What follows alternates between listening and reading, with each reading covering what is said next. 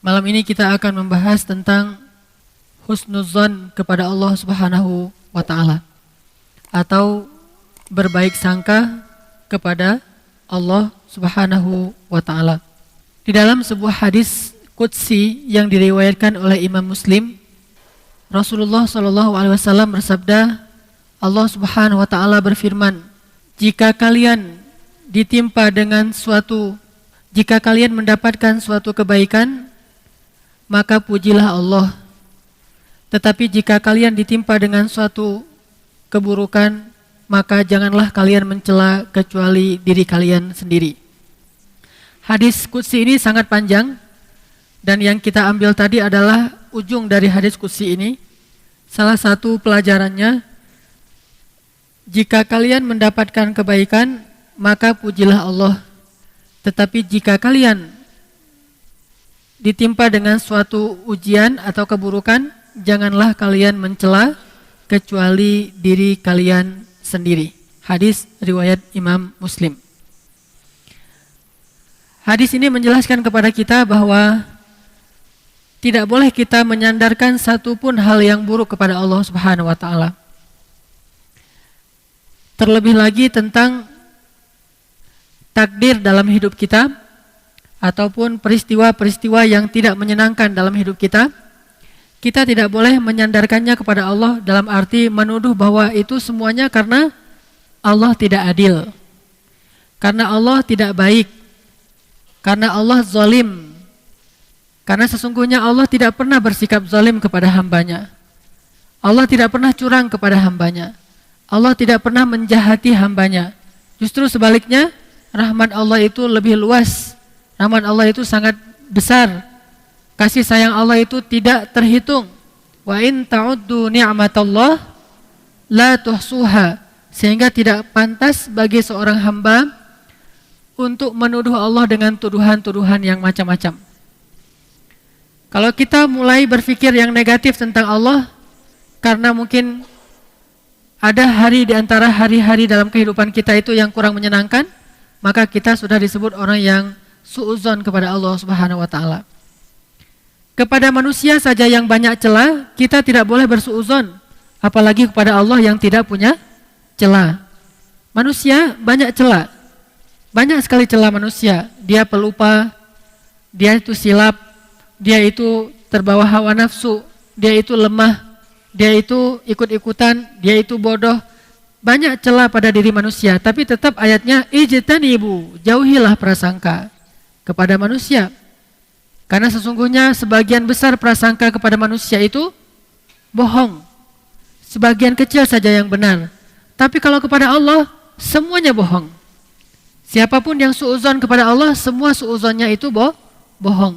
Jadi tidak pantas bagi seorang muslim, tidak boleh kita sekalipun dalam hidup kita itu untuk berpikir negatif tentang Allah Subhanahu wa taala. Makanya ada kalimat subhanallah. Kalimat subhanallah itu kalimat tanzih.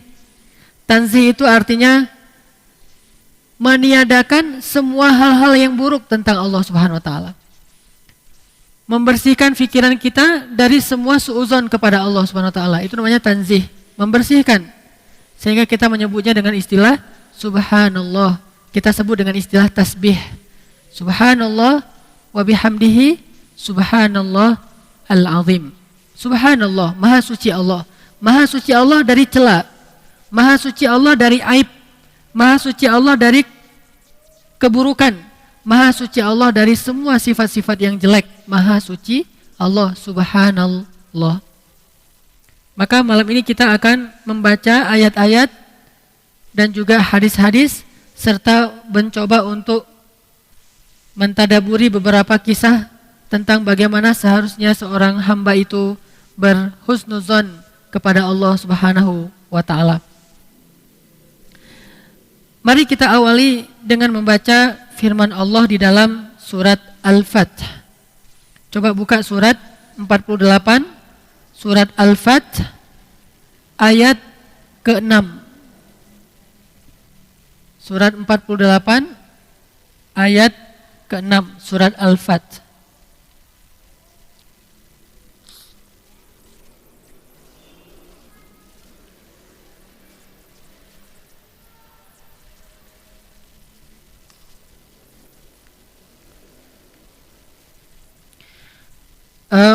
أعوذ بالله من الشيطان الرجيم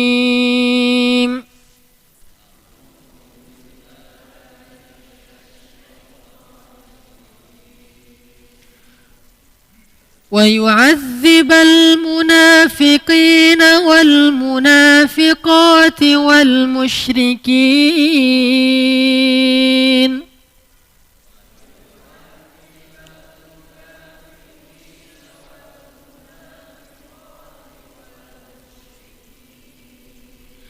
والمشركين والمشركات الظانين بالله ظن السوء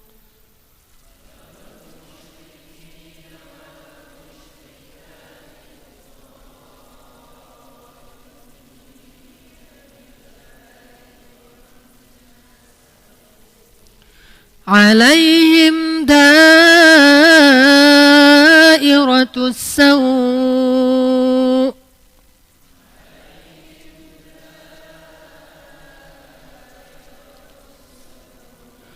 وغضب الله عليهم ولعنهم وأعد لهم جهنم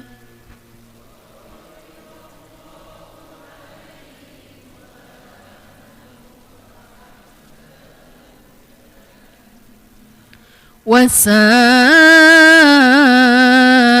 مصيرا.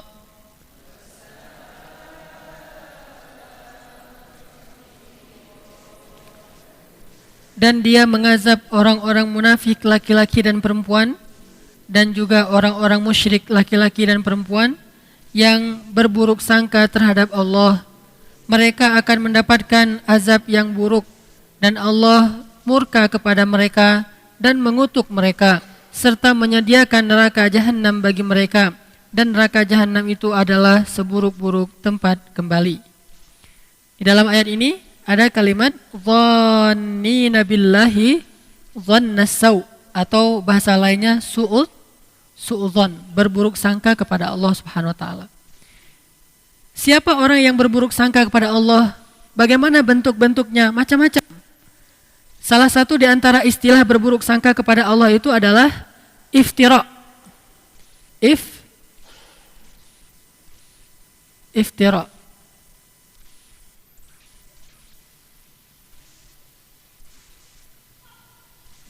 Al-iftira.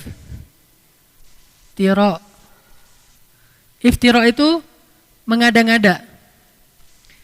Mengada-ngada atau menyebutkan sesuatu yang tidak pantas kepada Allah. Iftira 'alallahil kadzib, mengada-ngada kepada Allah dengan kedustaan. Dan ini adalah salah satu bentuk berburuk sangka kepada Allah Subhanahu wa taala. Terutama suka mengada-ngada tentang zat Allah. Pertama, berburuk sangka tentang zat Allah. Apa arti berburuk sangka tentang zat Allah? Dia mengumpamakan Allah itu seperti makhluk. Allah itu punya wujud seperti makhluk. Dia mengatakan bahwa Allah Subhanahu wa taala itu misalnya bertempat dengan mengatakan Allah ada di mana-mana. Ketika seorang anak bertanya kepada ibunya, "Mah, Allah itu ada di mana?" Kata mamanya, "Ada di mana-mana." Ada di mana-mana. Kalau begitu, Allah juga ada di WC. Gimana jawabnya kan? Karena Allah ada di mana? Di mana-mana. Terus jawaban yang benar bahwa Allah itu ada di mana? Gimana jawabnya? Dia bersama kamu dimanapun kamu berada. Wa huwa ma'akum aynama kuntum. Kalau kita bilang Allah ada di dalam hati, ini jawaban masih syubhat. Lebih jelas lagi kita jawab, dia bersama adik dimanapun adik berada. Artinya dia bersama, bukan ada di, tapi bersama. Ma'iyah, bersama itu bisa berarti melihat, bersama itu bisa berarti mendengar, bersama itu bisa berarti menolong. La tahzan innallaha ma'ana. Allah bersama kita. Allah ma'as sabirin. Allah bersama orang yang sabar. Artinya ketika seseorang menyebutkan bahwa Allah itu ada di sini, Allah itu ada di situ dalam bahasa bahwa Allah itu bertempat, maka dia telah suudzon terhadap Allah. Atau zat lain tentang Allah dikatakan bahwa Allah itu enggak sendiri. Allah itu punya partner. Bahasa yang sering kita dengar itu sekutu. Sekutu itu adalah bahasa politiknya koalisi. Kalau bahasa bisnisnya partner. Kalau bahasa keluarganya pasangan. Kalau bahasa hubungan sosialnya itu teman, sahabat, syarik. Syarik itu artinya kalau dalam bisnis, syarik itu partner bisnis. Kalau dalam keluarga, suami istri syarik. Jadi la syarika lahu, tidak ada partner dia. Dia tidak punya partner, dia tidak punya sekutu, dia tidak punya untuk berbagi kekuasaan itu enggak ada. Karena dia ahad, sendiri. Semua kekuasaan milik dia dan semua kebesaran milik dia, tidak dibagi kepada yang lain. Nah, orang yang suudzon kepada Allah itu salah satunya adalah dengan mengatakan Allah itu punya sekutu, enggak sendiri. Sekutunya bisa jadi istri, bisa jadi anak, bisa jadi putri-putri, sebagaimana orang Arab jahiliyah menganggap berhala itu sebagai sekutu Allah. Orang Arab jahiliyah itu mengakui Allah sebagai Tuhan. Makanya di masa jahiliyah itu ada anak bernama Abdullah. Walaupun belum ada Islam, tapi sudah ada anak namanya Abdullah. Berarti dia mengakui Allah sebagai Tuhan. Cuma bedanya dengan Islam apa? Tuhan versi jahiliyah, Allah itu punya anak perempuan. Namanya Lata, Uzza, dan Manat. Atau Hubal. Dia punya anak-anak perempuan yang diberi nama oleh manusia. Setelah itu dijelmakanlah anak perempuan ini dalam bentuk patung-patung dewi. Ada yang panjang rambut, ada yang pendek rambut, ada yang pakai pakaian ini, pakai pakaian itu. Ini dewi-dewi disebutkan dalam jelmaan sebuah patung. Disembahlah patung itu sebagai perantaraan menyembah ayah mereka, yaitu Allah Subhanahu wa taala. Nauzubillah min dzalik. Ini namanya suudzon kepada Allah dalam urusan zat Allah. Dikatakan Allah itu punya sekutu, dikatakan Allah itu punya anak, dikatakan Allah itu tidak bisa berdiri sendiri, harus butuh yang lain untuk menguasai alam semesta. Ini suudzon kepada Allah. Atau suudzon yang lain kepada Allah adalah menafikan sifat-sifat Allah, menafikan nama-nama Allah yang mulia, menafikan kebesaran-kebesaran yang ada pada Allah Subhanahu wa taala. Ragu kepada kebesaran Allah. Ini berarti suudzon sama Allah. Sama dengan dia bilang, bukan Allah yang Maha Rahman, tetapi adalah seseorang. Bukan Allah yang Maha Rahim, tetapi adalah seseorang. Bukan Allah yang Maha Aziz, tetapi adalah seseorang. Makanya, seringkali Allah menutup ayat di dalam Al-Quran itu dengan nama-nama dan sifatnya. Wahuwal ghafurur rahim, wahuwal azizul hakim, wahuwal rahmanur rahim, wahuwas sami'ul basir, wahuwa alimun khabir, wahuwa latifun khabir, wahuwa. Banyak nama-nama Allah yang disebutkan di akhir ayat. Untuk apa? Supaya kita mengakui Allah itu punya semua sifat dan nama-nama yang mulia, sifat yang agung. Baik itu sifat jalal atau sifat kamal. Sifat jalal itu Rahman, Rahim, Ghafur, Ghaffar, Hakim, Wahhab, Wadud. Sifat kamal yaitu sifat Aziz, Jabbar, Qahar, Mutakabbir. Apalagi sifat-sifat yang keras. Semuanya adalah sifat-sifat Allah yang harus kita akui. Enggak boleh kita meragukan satupun di antara sifat-sifat Allah dalam kehidupan kita sehari-hari. Contoh, Allah Razzaq, Allah Maha Pemberi rezeki. Kita enggak boleh khawatir kalau kita, apa arti yakin dalam bahasa Arab? Istilahnya apa? Percaya dalam bahasa Arab istilahnya apa? Iman. Iman itu dari bahasa aman yang artinya nyaman, tidak ada rasa gundah, tidak ada gangguan, tidak ada zilzal, guncangan, tidak ada raib, keraguan-raguan, aman. Maka orang yang beriman hatinya aman. Orang yang beriman hatinya tentram. Orang yang beriman hatinya nyaman. Kalau kita yakin bahwa Allah Maha Pemberi rezeki, maka kenapa kita merasa takut? Kenapa kita merasa sedih? Kenapa kita merasa khawatir? Kenapa kita merasa gundah? Kenapa kita merasa was-was? Kenapa? Berarti kita tidak benar-benar yakin Allah sang pemberi rezeki. Kenapa khawatir? Allah kan yang ngasih rezeki. Kenapa kita harus ngebela-belain banget sesuatu yang Allah benci? Kita ambil sesuatu yang Allah larang demi mendapatkan sesuatu nasi, katanya ikhtiar.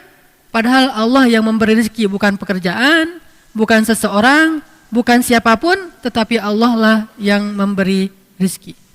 Sehingga orang yang yakin kepada Allah bahwa Allah itu Maha Pemberi rezeki, dia tidak akan, pikirannya itu nggak akan kemana-mana, nyaman. Tapi ketika dia mulai suuzon sedikit saja, bisa nggak ya saya makan hari ini?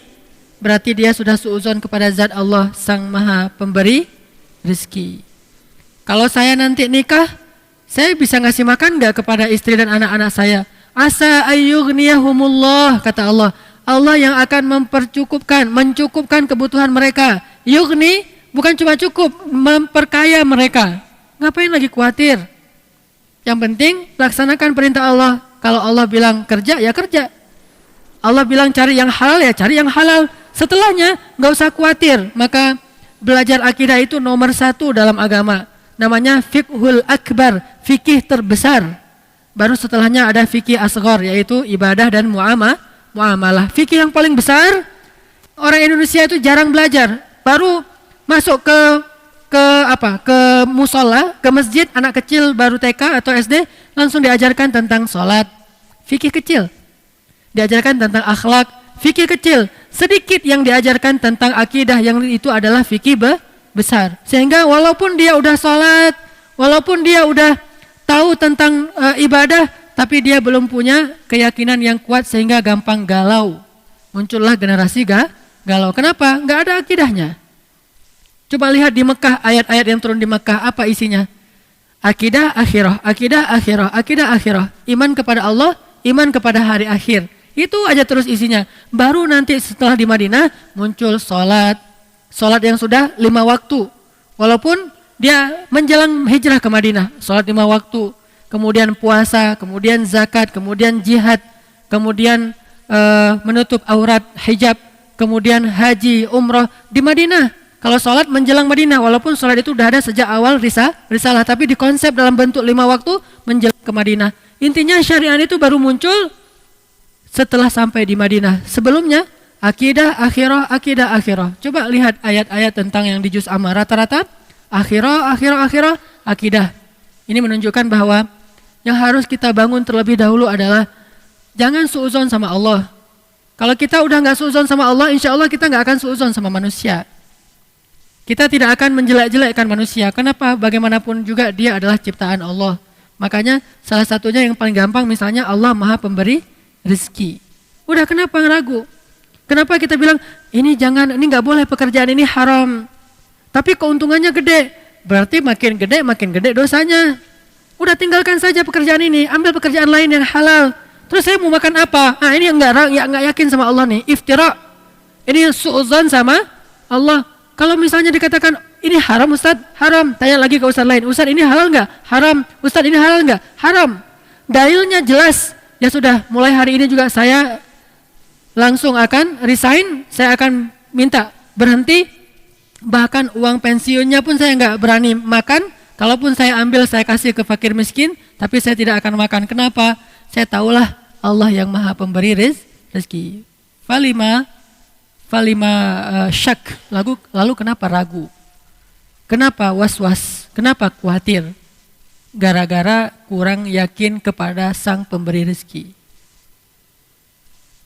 Kan enak hidup kalau udah yakin sama Allah Maha Pemberi rezeki. Dan yakin itu yakin yang paling benar. Kalau keyakinan kepada selain Allah, keyakinan yang palsu. Hari ini kita mendapatkan bukti, besok udah nggak ada lagi bukti itu. Dia sudah mengecewakan. Tapi kalau yakinnya kepada Allah, Allah Maha benar. Kita sering mendengar itu, shadaqallah. Bahkan kalau ada orang yang ngaji lupa bilang shadaqallahul-azim, kita protes. Tapi kita nggak percaya sama Allah, itu aneh tuh. Ada orang ngaji, kan shadaqallahul-azim itu bukan bagian dari ayat ya. Jadi kalau kita habis ngaji bisa bilang shadaqallahul-azim itu dengan keras atau pelan. Nggak harus shadaqallahul-azim. Itu kan qori. Kan kita nggak harus gitu. Kita bisa baca misalnya wasa'at masira. Sadaqallahul azim. Bisa. Atau bareng-bareng sadaqallahul azim semuanya kan bisa kan? Namanya juga bukan ayat. Kalau lupa dibaca pun tidak dosa. Tapi karena luar biasa ya kita ya, hebat. Kalau ada yang lupa bilang sadaqallahul azim, Ustaz kok tadi nggak pakai sadaqallahul azim? Tapi giliran dikatakan yang tadi, Allah Maha Pemberi rezeki, tinggalkan pekerjaan itu. Terus nanti saya makan apa? Mana sadaqallahul azim? Mana yang dia bilang Allah itu Maha benar? Udah gitu terjemahannya salah lagi kan? Maha benar Allah dengan segala firman-Nya. Padahal apa? Maha benar Allah yang Maha Agung. Oh kok gitu Ustaz? Kan udah berpuluh-puluh tahun sejak zaman Soekarno kita udah Maha benar Allah dengan segala firman-Nya. Itulah orang kita, kalau udah jadi kebiasaan, nggak mau lagi diubah. Takut dengan perubahan. Dia bilang nggak boleh fanatik. Kenapa fanatik kepada yang nggak benar? Kenapa nggak berfanatik kepada yang benar? Itu aja udah terjemahannya salah. Dan terus kenapa juga harus kalau ada qori itu terus sari tilawah harus perempuan? Mentang-mentang gara-gara istilahnya sari gitu? Harus perempuan?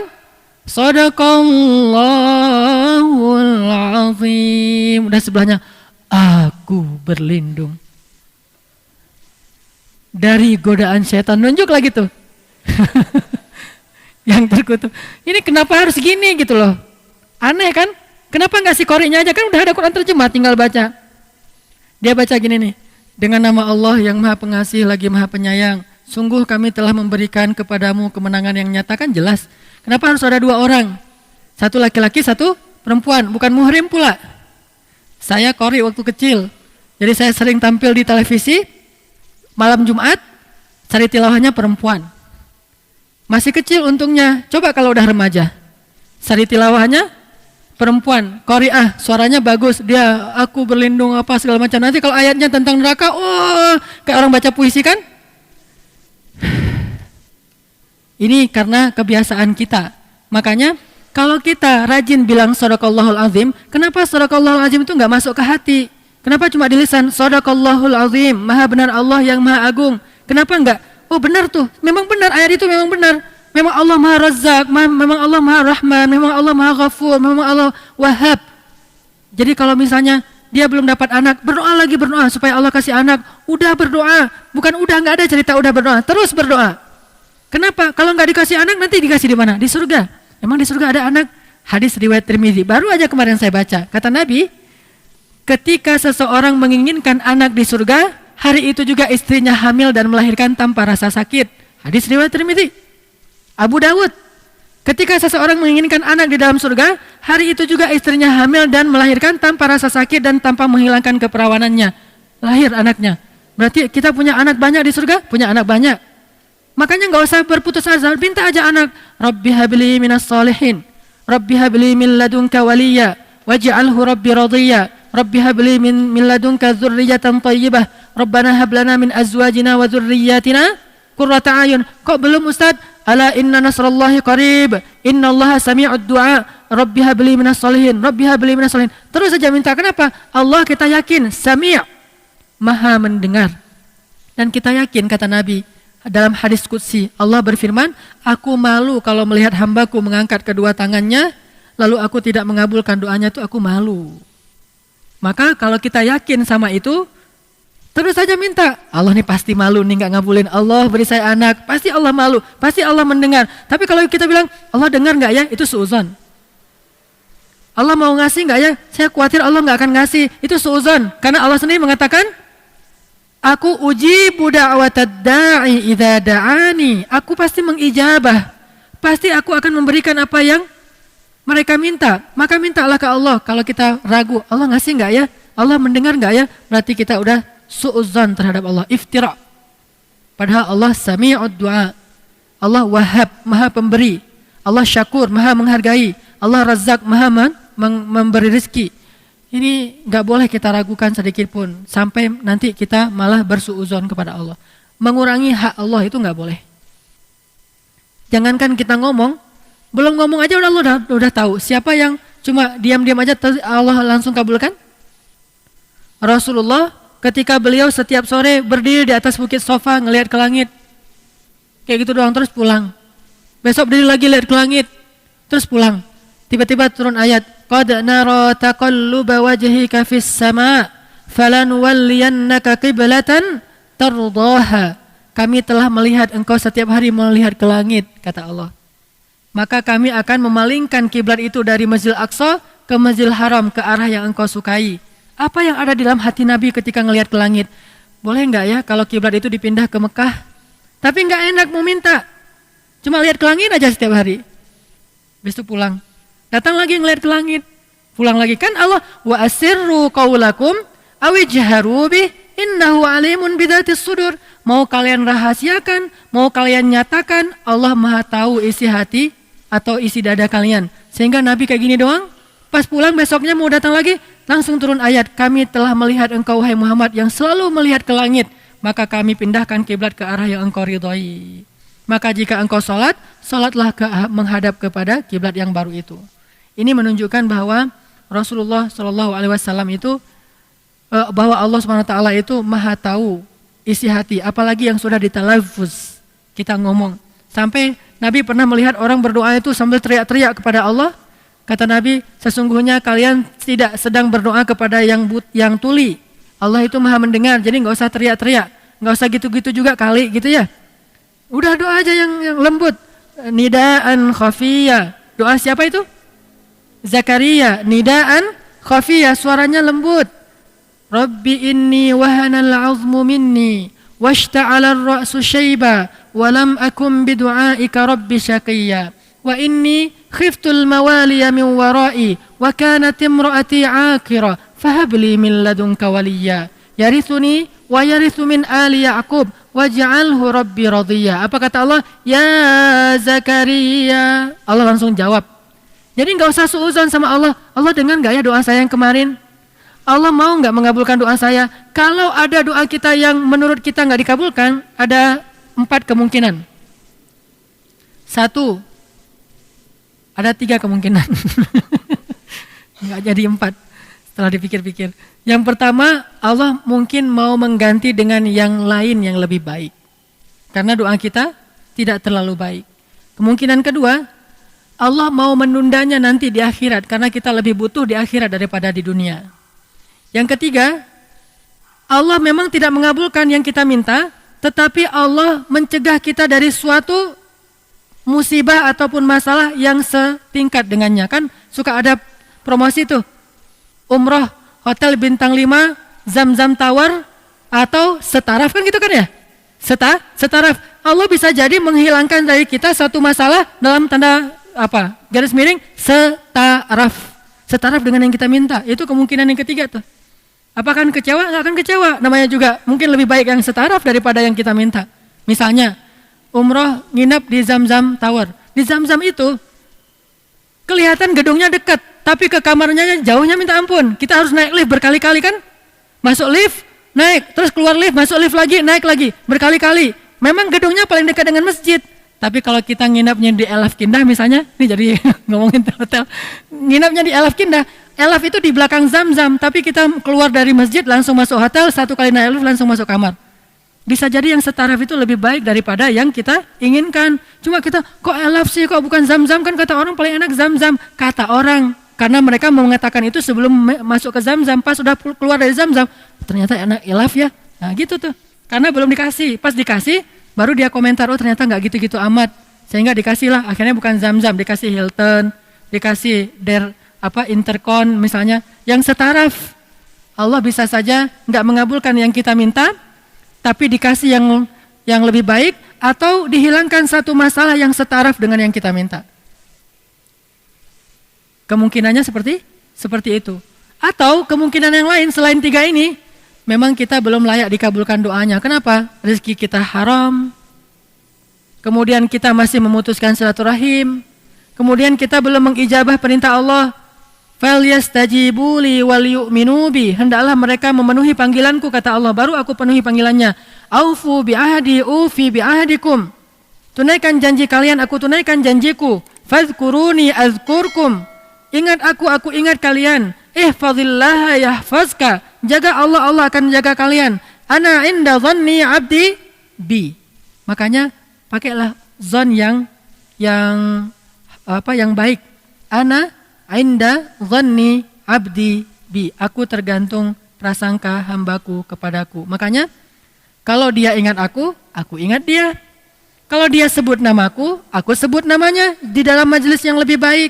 Kalau dia mendekat kepadaku sejengkal, aku mendekat kepadanya sehasta. Kalau dia mendekat kepadaku sehasta, aku mendekat kepadanya sedepa. Kalau dia datang kepadaku dengan berjalan, aku datang kepadanya dengan berlari.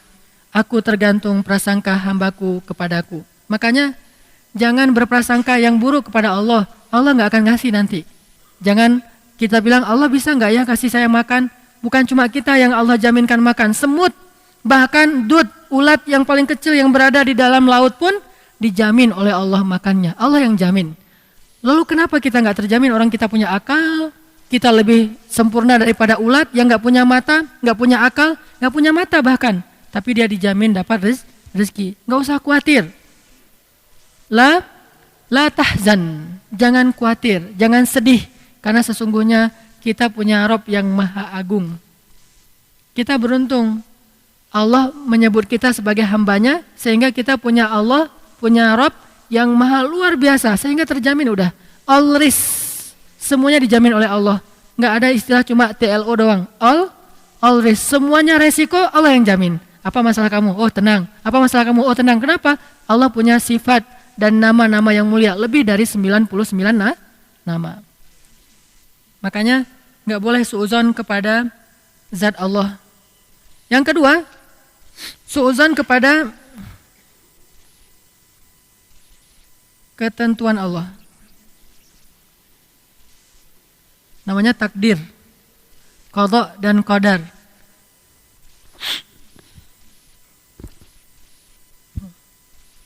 Suudzon kepada ketentuan Allah, takdir. Allah gariskan hidup seseorang demikian. Dalam hidup kita itu ada senang, ada susah. Dalam hidup kita itu ada yang namanya siang dan malam. Dalam hidup kita itu ada musim panas dan musim dingin. Dalam hidup kita itu ada gelap dan terang.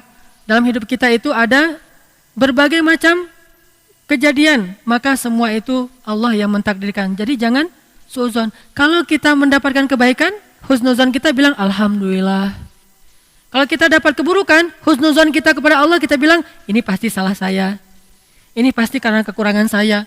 Allah nggak mungkin salah, saya yang salah. Sehingga kita memperbaiki diri. Itu orang yang suudzon sama Allah. Orang yang husnuzon sama Allah. Kalau orang suudzon, Allah kok tega banget ya sama saya. Kok Allah gitu banget sama saya. Kok Allah. Jangan Allah yang ditanya. Dia tidak ditanya, kita yang ditanya. Kenapa? Dia maha sempurna. Sehingga kita tidak boleh mengkritisi Allah sama sekali. Enak banget Allah nggak perlu dikritisi. Emang mau kritisi apa coba?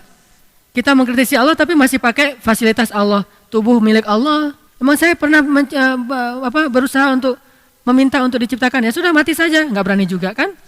Jadi nggak ada pilihan selain kita taat sama Allah. Selain kita mengatakan Masya Allah, Subhanallah, Alhamdulillah, Allahu Akbar.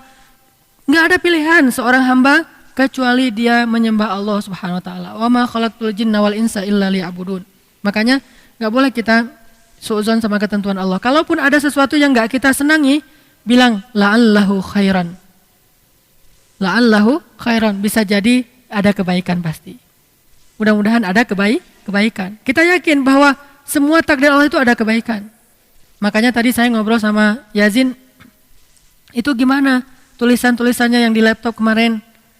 Kata Yazin, alhamdulillah udah saya tulis lagi dengan yang baru, udah 80%. Terus gimana yang kemarin tuh? Wa asa an takrahu syai'an wa huwa khairul lakum. Bisa jadi yang kamu benci itu yang paling baik untuk kamu, kata Yazin. Ini kan orang yang mengerti nih, husnuzon sama Allah. Itulah tujuannya menghafal Quran kan ya? Banyak bahan dari Al-Quran. Ketika ngomong keluar ayat, Kalau kita kan sekali kita ngomong keluar cenah, sekali ngomong keluar cenah kan ya? Kalau ini sekali ngomong Allah berfirman, Rasulullah bersabda. Kalau kita cenah terus menerus. Kalau orang yang hafal Quran, Allah berfirman. Kalau orang yang hafal hadis, kata Rasul, kan enak tuh.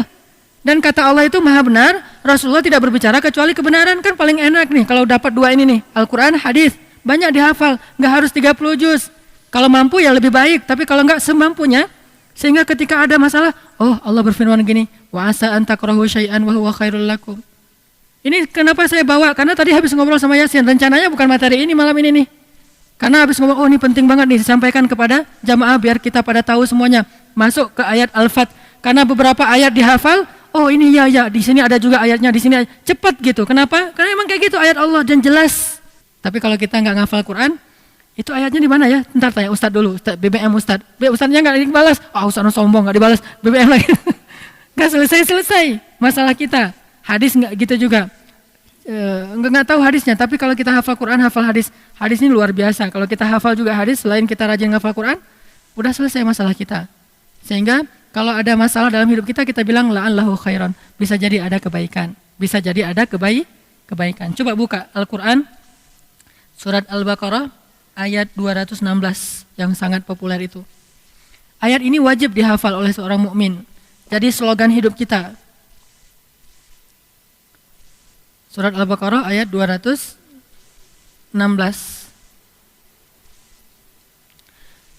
Walaupun pembukaannya tentang perang, coba lihat setelah kalimat perang itu, wa asa an takrahu syai'an wa huwa khairul lakum wa asa an tuhibbu syai'an wa huwa syarrul lakum wallahu ya'lamu wa antum la ta'lamun. Bisa jadi kalian benci sesuatu padahal itu baik bagi kalian. Bisa jadi kalian sukai sesuatu padahal itu buruk bagi kalian. Intinya Allah Maha tahu sedangkan kalian tidak tahu. Allah yang Maha tahu. Makanya kalau ada terjadi sesuatu dalam hidup kita, kita pakai ayat ini. Wa asa an takrahu syai'an wa huwa khairul lakum. Bisa jadi yang kamu benci itu ada kebaikan. Allahu ya'lamu wa antum la ta'lamun. Allah ngerti, kalian enggak ngerti. Udah, beres kan? Ridho kan? Lapang dadanya, usaha lagi. Ini kalau kita mau husnuzon sama Allah, bahannya Al-Quran tetap. Bahan pola berpikir, mindset kita itu dibangun dengan Al-Quran. La'allahu khair. Ada sebuah buku karangan para ulama, judulnya Qul la'allahu khair. Katakan, semoga ada kebaikan di situ. Ini judul buku. Katakan, semoga ada kebaikan. Ini adalah perintah yang untuk didawamkan dalam hidup kita. Pokoknya ada masalah apa-apa aja, katakan saja la'allahu khair. Mudah-mudahan ada kebaikan di sini. Berarti dia husnuzon kepada takdir Allah. Kalau Allah tentukan hujan, la'allahu khair. Mudah-mudahan ada kebaikan. Allah tentukan panas, la'allahu khair. Mudah-mudahan ada kebaikan. Allah beri dia sehat, la'allahu khair. Mudah-mudahan ada kebaikan. Allah beri dia ujian sakit, la'allahu khair. Mudah-mudahan ada kebaikan. Allah kasih dia kelapangan rezeki, la'allahu khair. Mudah-mudahan berkah. Allah kasih dia ujian dalam kesempitan rezeki, la'allahu khair. Mudah-mudahan dapat kebaikan. Selalu dia bilang la'allahu khair. Mudah-mudahan ada kebaikan. Ini orang yang husnuzon kepada ketentuan Allah Subhanahu wa taala. Ini mukmin seharusnya begitu. Husnuzon kepada ketentuan Allah. Insyaallah nanti kita lanjutkan setelah sholat Isya. Bismillahirrahmanirrahim. Bapak Ibu sekalian, coba kita buka firman Allah di dalam surat Al-Ahzab, surat 33 ayat 10. Surat Al-Ahzab, surat 33 ayat 10. Surat 33 Al-Ahzab ayat 10. A'udzu billahi minasy syaithanir rajim.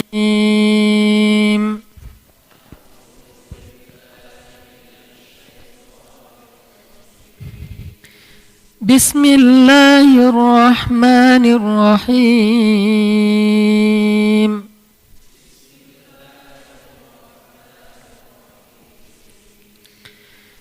إذ جاءوكم من فوقكم ومن أسفل منكم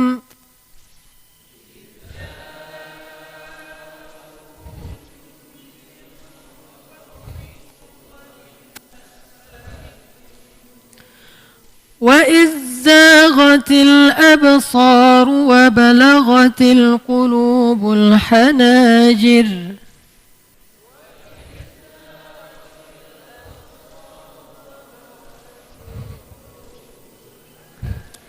وتظنون بالله الظنون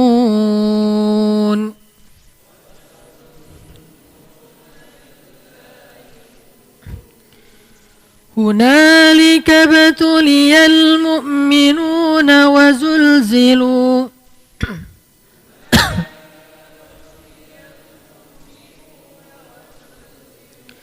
وزلزلوا زلزالا شديدا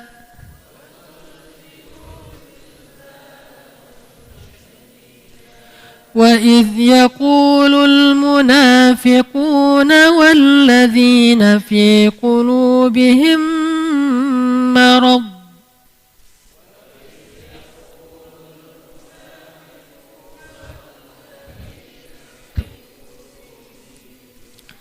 ما وعدنا الله ورسوله إلا غرورا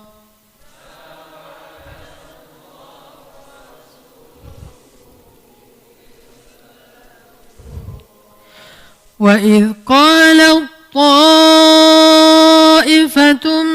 منهم يا أهل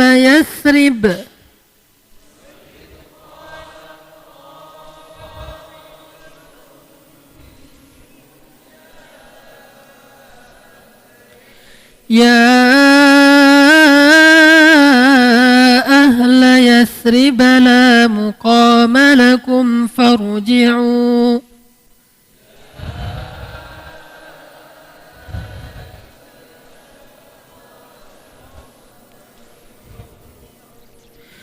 ويستأذن فريق منهم النبي يقولون إن بيوتنا عورة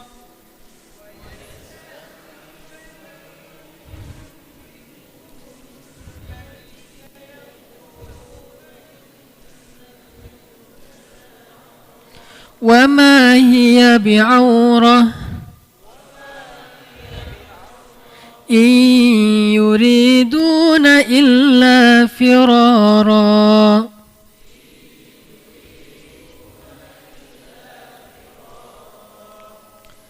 Ingatlah ketika mereka datang kepada kalian dari atas dan dari bawah kalian, dan ketika penglihatan kalian terpana, dan ketika hati kalian menyesak sampai ke tenggorokan, dan kalian berprasangka yang bukan-bukan terhadap Allah.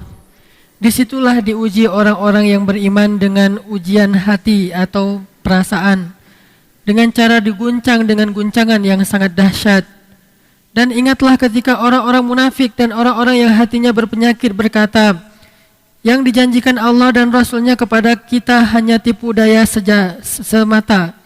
Dan ingatlah ketika segolongan dari antara mereka berkata, wahai penduduk Yathrib, tidak ada tempat bagi kalian, maka kembalilah. Dan sebagian dari mereka meminta izin kepada Nabi untuk pulang dengan berkata, sesungguhnya rumah-rumah kami terbuka, tidak ada yang jaga. Padahal rumah-rumah mereka tidaklah terbuka, mereka hanya ingin lari. Coba lihat di akhir ayat 7, wa tazunnuna billahi dhunun, dan kalian berprasangka kepada Allah dengan macam-macam prasangka. Apa maksudnya? Ketika terjadi perang Ahzab, saat kaum muslimin terkepung oleh jumlah musuh yang sangat banyak dan bertahan di luar kota Madinah sekian lama, beberapa minggu, kaum muslimin terpana melihat jumlah pasukan musuh yang sangat banyak, hampir memenuhi padang pasir, banyak sekali. Kemudian kekuatan mereka yang luar biasa. Kemudian mereka harus bertahan di puncak musim dingin di luar dari rumah. Jadi malam-malam itu kedinginan di pos-pos jaga mereka. Posnya itu bukan tempat ruang kayak ruang security. Ruang security komplek itu masih mending posnya ya. Pos satpam itu masih mending, ada TV, ada kopi, ada pemanas air, terus ada apa? Segala macam cukuplah untuk dia begadang di situ, cukup bekal. Ini enggak kayak gitu posnya. Posnya itu benar-benar ruang terbuka. Mereka duduk di sana dengan angin yang sangat dingin. Kalau di musim dingin di padang pasir gimana? Pernah di padang pasir musim dingin? Di padang pasir musim dingin angin itu kayak jarum. Jadi kalau kena kulit kita itu rasanya kayak jarum, kayak ditusuk-tusuk, sakitnya angin di musim dingin di padang pasir. Kalau di Mekah masih mending, ini di Kalau kita mau dari Mekah ke Madinah atau Madinah ke Mekah, di tengah-tengah jalan itu kita turun deh coba. Di rest area di sana, turun sambil busnya ngisi bensin, kita juga mungkin minum teh atau ngapain. Nah, coba berwudu di situ pakai air dingin. Setelah itu langsung rasanya itu benar-benar kayak ditusuk-tusuk. Itulah sebabnya muncul hadis, kalau kalian mau dapat pahala jihad, maka coba rasakan wudu di tengah musim dingin.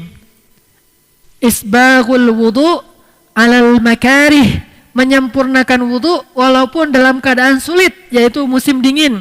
Fadzalikumur ribat, fadzalikumur ribat, fadzalikumur ribat. Itu sama dengan mengepung benteng musuh. Itu sama dengan mengepung benteng musuh. Itu sama dengan mengepung benteng musuh. Kenapa? Karena mengepung benteng musuh di puncak musim dingin kayak gitu rasanya. Kalau pengen ngerasain, cobalah wudu di puncak musim dingin di tengah padang pasir, kata Nabi. Intidharus shalah ba'da shalah, menunggu waktu salat setelah salat, iktikaf maksudnya. Di situ juga kita bisa ngerasain gimana bosannya mengepung benteng musuh, itu bosan banget. Berjaga-jaga di perbatasan ataupun di pos-pos itu membosankan. Sehingga kaum muslimin waktu itu mulai lemah. Kayaknya kita nggak bakalan bisa melewati ujian ini. Kayaknya kita bakalan kalah. Musuh itu siap dengan untanya yang disembelih setiap hari sehingga mereka bisa makan, air mereka dapat, kemudian mereka juga bisa akses keluar, sehingga butuh apa bisa langsung diambil dari orang Yahudi yang terdekat, Bani Quraidah, Qainuqa, Nudair.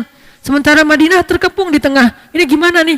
Kalau lebih dari sebulan kayak gini, kita bakalan kehabisan air, kehabisan stok makanan, sehingga anak-anak kita mulai kelaparan, persis seperti yang dilakukan Israel terhadap kaum muslimin di Gaza. Dikepung, di stop semua sumber air, anak-anak dibunuh, kemudian listrik dimatikan, padam, tidak ada listrik, pekerjaan tidak ada, orang kelaparan, orang mau ngasih makanan akan di stop sama Israel, orang ngirim obat-obatan aja ditembak sama Israel, laknatullah alaihim. Tetapi mereka bersabar, sabrun jamil, mereka sabat, mereka bertahan. Itu namanya ribat. Nah, ketika kondisi kayak gitu, sebagian kaum muslimin mulai watadhunnuna billahi dzunun, mulai berprasangka kepada Allah. Allah bakalan nolong kita enggak ya? Allah bakalan nolong kita enggak ya? Ini bisa kita melewati enggak nih ujian kayak gini? Mulai ada suudzon. Allah nolong enggak nih? Lalu Allah jawablah dengan ayat ini. Allah jawab juga dengan ayat yang lain. Wabasyiris sabirin. Allah jawab lagi dengan ala inna nasrallahi qarib. Allah jawab lagi dengan idza jaa nasrullahi wal fath. Allah jawab lagi dengan inna fatahna laka fathan mubina. Artinya itu salah satu suudzon kepada Allah. Cuma masih wajar ketika mereka dalam keadaan lemah, mereka mulai berprasangka Allah bisa nolong, Allah mau nggak menolong kita? Bukan bisa, pasti bisa. Cuma mau nggak menolong kita? Akhirnya Allah kirimlah angin yang dingin menghancurkan tenda-tenda musuh sehingga musuh banyak yang mati karena kedinginan, lalu mereka pulang besoknya. Selesailah perang Ahzab. Hampir tidak ada kontak senjata kecuali sedikit saja. Sisanya kontak mental.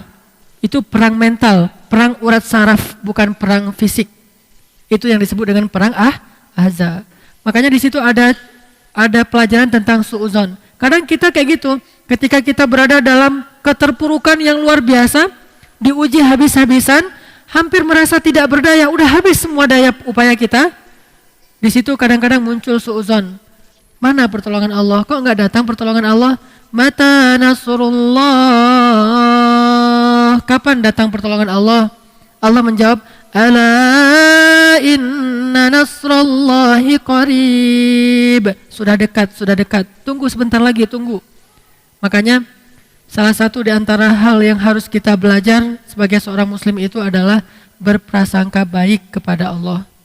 Baik tentang kebesaran Allah ataupun tentang keputusan dan ketentuan Allah. Kita berprasangka baik. Allah itu Maha menolong dan apapun yang menimpa kita itu pasti ada kebaikannya. Allah pasti menitipkan kebaikan. Masih ingat cerita di zaman Nabi Daud, seorang ibu. Ibu ini punya anak perempuan, single parent, gak punya suami. Dia satu-satunya yang menafkahi anaknya. Kerjanya ngapain? Menenun kain lalu dijual di pasar. Suatu hari dia sedang menenun kain kan? Setelah lagi menenun kain gitu hampir selesai, dia taruh, mungkin ada yang harus dia kerjakan di belakang, tiba-tiba datang seekor burung mengambil kainnya dan dibawa terbang. Padahal kain itu satu-satunya harapan untuk memberi rezeki kepada anak-anaknya. Anak-anaknya udah nggak makan. Kalau kain itu bisa dijual hari ini, lumayan bisa makan beberapa hari. Malah diambil sama burung. Datang ke Nabi Daud, ya Nabi Allah, memangnya Allah benar-benar Maha Pemberi rezeki? Allah akan menepati janji, menjamin hidup seseorang? Kata Nabi Allah, ya amatullah, kenapa engkau berkata demikian? Dia ceritakanlah. Lagi enak-enak cerita, tiba-tiba datang 10 orang nelayan kepada Nabi Daud. Engkau yang bernama Daud, Nabi Allah? Ya, saya Daud. Ada apa? Kami para nelayan ingin menceritakan suatu kejadian dan nanti kami akan memberikan sesuatu. Apa? Ketika kami sedang berlayar, baru aja tadi kami dihadang dengan ombak yang tinggi, badai yang luar biasa, dan kapal kami berlubang sehingga banyak masuk air, kami hampir tenggelam. Sehingga kami bernazar, ya Allah, kalau kami selamat hari ini, kami akan bersedekah 10 dinar masing-masing, sehingga 10 orang menjadi 100 dinar. Tiba-tiba datanglah seekor burung. Burung itu menjatuhkan kain yang tepat jatuhnya di lubang kapal kami, sehingga kapal kami itu kami tambal dengan kain itu tertutup, lalu tidak lagi masuk air dan kami bisa selamat. Ini kainnya. Dibawa kainnya. Pas dilihat, ini adalah kain si ibu tadi yang diambil oleh burung. Maka hari ini kami ingin memberi sedekah nazar 100 dinar. Berapa 1 dinar? 2.600.000-an, berarti 260 juta harga sehelai kain biasa. Yang mungkin kalau dijual lakunya 50.000, 100.000, ini jadi 270 juta. Dikasih ke Nabi Daud. Nabi Daud senyum aja. Ibu masih bilang Allah itu tidak adil? Allah tidak memberi rezeki? Ini ambil 100 dinar, 270 juta. Allah ngasih rezeki kepada ibu dengan cara yang kita nggak pernah duga. Tapi Allah punya rencana. La'allahu khair, la'allahu khair. Pasti ada kebaikan, pasti ada kebaikan. Kita husnuzon aja sama Allah. Pasti ada kebaikan.